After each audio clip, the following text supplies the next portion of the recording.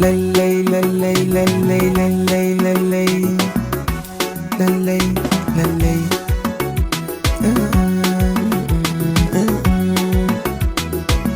ni da ke nake so mu zauna zaman amana.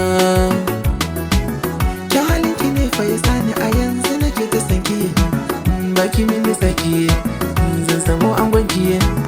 Ki faɗi kuɗin ki ko nawa ne ni zan turo sadakin ki, zana kai ki gidana ki zama uwa ta ƴaƴana. Abun muradina ke ce wacce zan bawa ƙauna, ki zauna a gidana domin kin zama to dangina. Ke na bawa ƙauna ke dai a cikin ruhina, ke san ba so shi makaho ne amma na wake ce ya nuna. Ki komai kike bukata na faɗi cewa ki zo gare ni ɗan mata.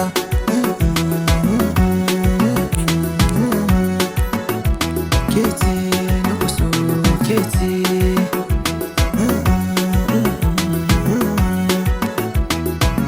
Kada dai ki manta na kawar mu zanta, kikyawa mai ba da zaka Allahu ya halitta, kalle ta har wuyanta sai ka ce ita ce ta yi kanta.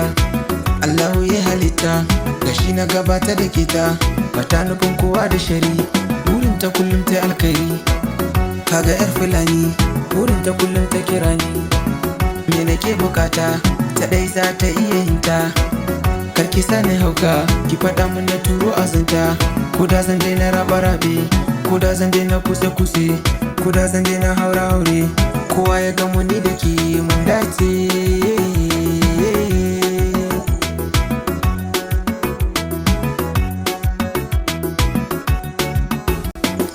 Kungayar amanatawa ita ce wacce zan nunawa, hakinta zan karewa, abinda ba ta so ba na yiwa, abinda take so zan yiwa. Na ɗauke ki yar uwa gwanata, wacce na ba zuciyata, ta ban farin ciki daga ta, ba na san ganin ɓacin ranta.